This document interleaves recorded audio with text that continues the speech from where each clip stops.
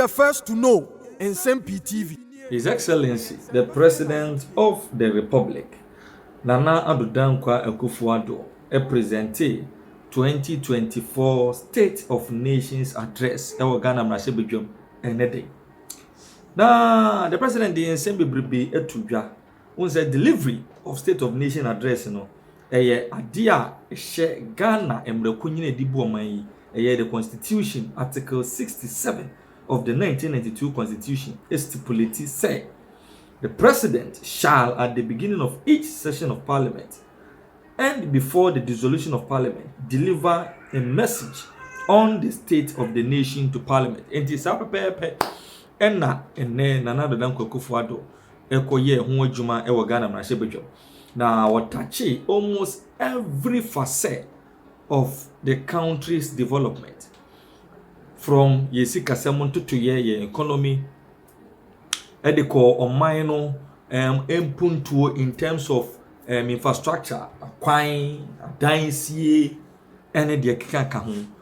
Ye no osama ye hunu yi hihye ya ekoso abefo kwan ye faso ye nneoma digitalization, afi eto ahodo taxes, ekati across baby a. Na side attraction because so ya Ghana for adwena so, but cameras were there to capture. Side attraction eye baby a na former president ene omo yiremo any other dignitaries atete. Nti baby a making obehunu former president John Dramani Mahama one ne hokafo ye maame Lodina Mahama, the former first lady Nana Kondu Ajamai Rollins na ono so ewo baby a na making the general secretary of the NPP, lawyer Justin Frimpong Kuduano, and the national chairman of the NDC, Johnson Asiedu and former chief of staff Edema, the SONA Mahama administration, Yura Julius Debra, and a host of other dignitaries. Now, Johnson Asiedu Ketia shall say, Ochia to watch a champion for na Yano bidding any. The panel didn't any no nature, Chiana Joseph Asiedu Ketia to the watcher. The panel drew Yanana, and I am mammy. Nana Kondu Ajama Rollins na wodi nkomodie nenso gya nkomodie etwa nani hwe nachi echie nipa no na ohuru se Johnson Asiedu Ketia ba no ano san dan nani e ma nkomoni ye intense Johnson atrene sa ya wode echia former president Jerry John Rollins yiri Nana Kondu Ajama Rollins ibe ho ane se wa sonobo no kra video no ha cameras capture yenkoni ko he video no na afi ye meto nkomodie so.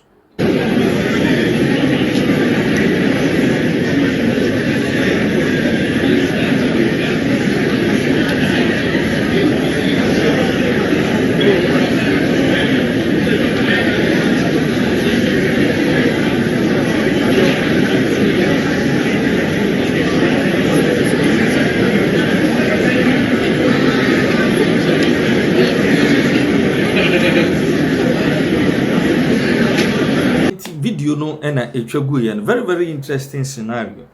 Now after say the president I deliver bibia every no and you may Gordon Asaribidia con any in the crew say a pie and some Ahodu no the president and Nana Akufo-Addo ebo so at the extensive analysis of the State of Nation Address at the Betudwa ewo mujumedia ye freno Ghana nti jumedia so yenko na yenko jinchirimo. In our public discourse in the lead up to the elections for a new president, under the Constitution, the executive power of the state is vested in the President of the Republic. He or she is the executive. There is no ambiguity about where the buck stops when it comes to responsibility for what happens in the government. It stops with the president. He or she has ultimate responsibility. It will be an unwise president that will pretend to have all the answers and refuse the advice of his officials. But the fact remains that the president holds the executive power. The cabinet, ministers of state, all act in an advisory manner. Of course, a member of the government might take an idea, be it generated by the president or the official or a committee, and turn it into a huge success, and the honest will be claimed or shared where public perception falls. But ultimately, the president is responsible. Therefore, takes the credit or the blame for whatever happens in his or government. Statement by the quintessential Nana Adodankwa Akufo-Addo. A quintessential politician, Nana Adodankwa Akufo-Addo. When it comes to his oratory skills, Bacho Menkoho. And President Akufo-Addo ako State of the Nation address, Parliament, ako deliver to the SONA. The penultimate one. It means akaba ako no awie. Na somewhere wakeka said the president ebekasa and wakasa ye no. Said the president na bedi akire epeso so sidi no. Na nkofo attack no. Asem obeka bia na omagina no asi bone. Said the president beka asem a defend ne abedi akire and woye ye no. And for me it's so refreshing. Say Omampenyi ko parliament ne na o kan sa asem no. Adequate make us say Omampenyi be de Dr. Mahmoud Bawumia na flag bearer of NPP call UPSC ekodi nkomo e kan de waka spending more than half of day no e de kan ensem a aban no aye ansa no no be kan de no vision. Still, Enkofo say, watin away from buying no ho, watin away from buying no ho, watin away from buying no ho, and now he's run away from responsibility. And now the president has, he has settled the matter. It is settled, it is over. Yapon. Was it the Obia Bia? We are managing director, we are CEO, we are director general, MMDC minister. There will be Bia, you are doing it in the name of the executive. And Ghana constitution Okotu constitution say who executive ni yahwanya executive munye mi no it's only the president who is the executive. Obi oka no hu bia eboa no obi oka no hu bia eboa no. In fact constitution no mpo say e was say yenya council of state for ya constitution aka council of state for more advice o mampanyi bi no ka so won fa untimi mfo no. It say Omampenyi ako parliament ako kasa na eye digisem omo ana eye omadwe say o asem Omampenyi Dr. Bawumia kan no ebia no Omampenyi ha no ansa na aba no entimi ha no. He's a Democrat.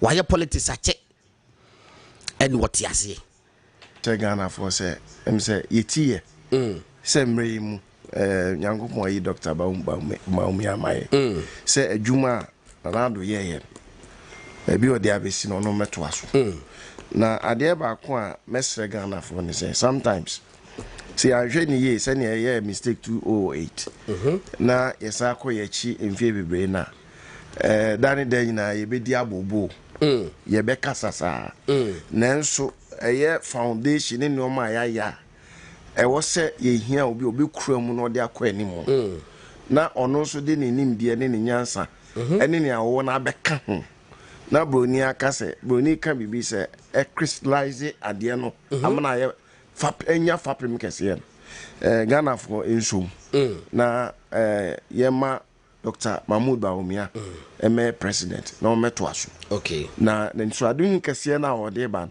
eso eso pa enti se wan hwe ye na uma obi e de bibi bebrim wani so a ebe ye onya wan hwe a wonte ase eso pa enti ma obia enya ne ho mu ema yeme dada enwumre se ye na ye se papa bi kan se oba region bia obema region bia airport ayi ne kan ye okuje to ablakwa na wo church 24-hour economy no na 24-hour economy na uma region bia airport you no need 24-hour economy na dey ayeden we be do in fact me one voice in the video no ti road ba ye be bo but say okuje to ablakwa anyhow you look at it he's a brilliant chap na okuje to ablakwa. This is his understanding of 24-hour economy now. Na adding.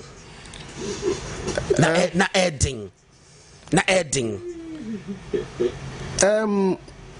Yanko, what the Fenosis home? Latter part, no. Oh, and to 9 years. No album. It says, SONA, State of the Nation, message on the State of the Nation. Yeah.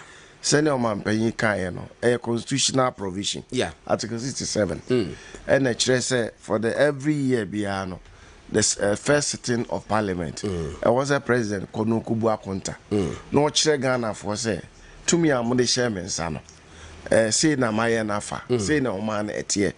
There's a Uchi now reading a statement now. He covered almost every sector of the economy. Baby, now, I never call Kayam then say, or say last year, me bahano. Mose me infrastructure projects and as a roads. Now, me tweet your masono. Me documenting in the brain was a moankasa. Samu me we na mo transi amunhwem. Na me gidi se. Afei de my satisfied say me ma bombe homodin.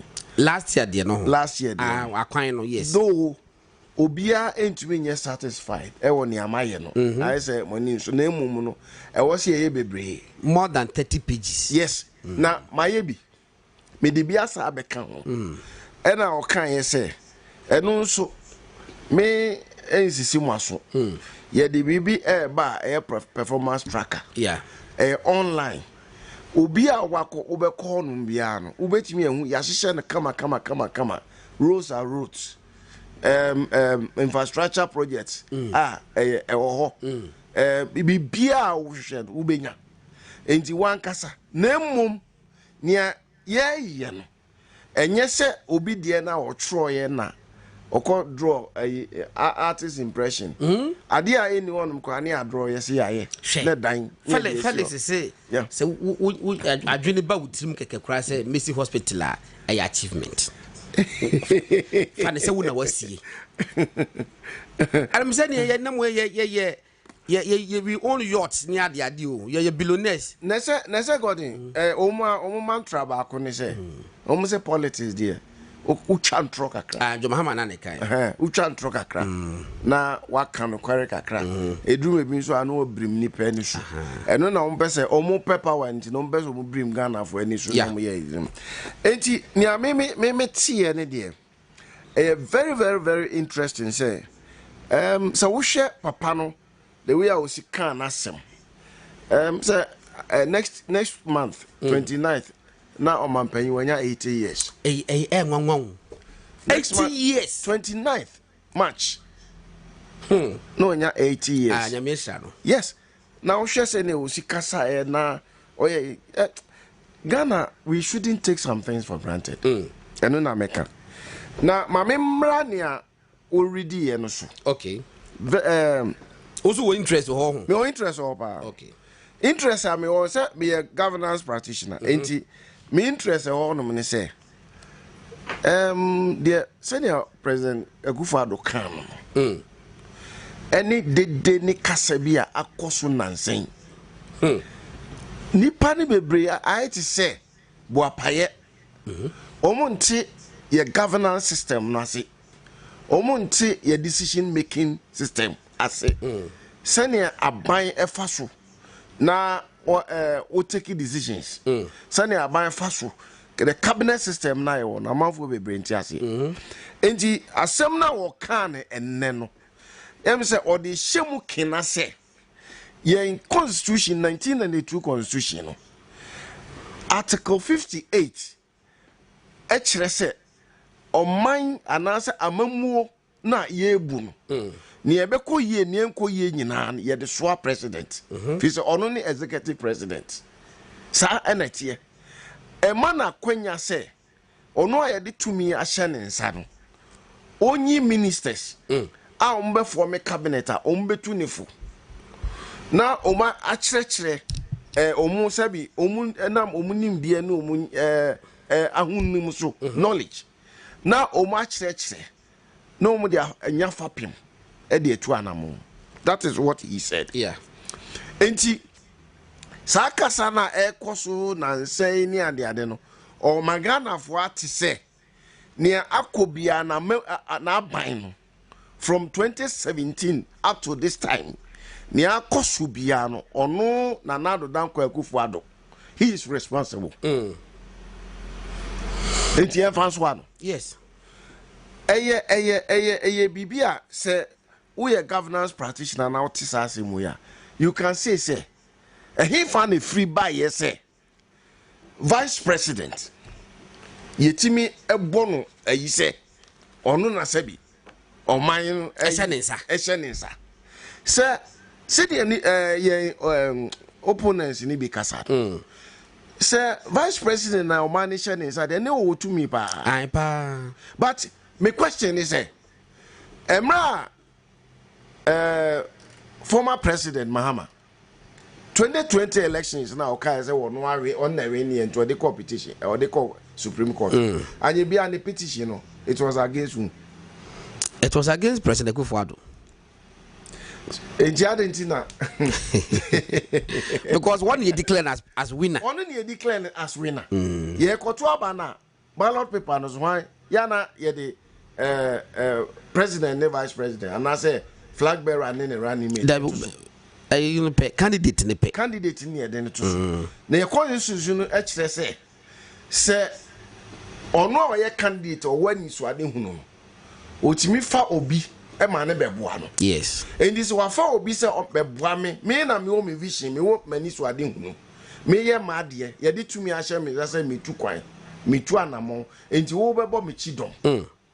Na wo bebo me chidom adenti na me ye de tumi na ama me no. Kasam fa me ho na de odi machi no na okana kasa fa no ono so ntu abama no o ma ne tumi bia nhye ne nsa se ono ne de ama no omo argument ni se President Akufo-Addo na kan se oye economic wizard enti obetimi aboa na ama na in any case godin in any case senior amampanyin kasa ene no from 2017 to 2020 everybody clap for this government. Yes. Obia born in Sema Aban say na Aban Ghana ye koye ni until the BC until the COVID. Into okani nyina e kan say senka COVID-19 ama Russia Ukraine war ama ebia the discourse would have been different. Exactly.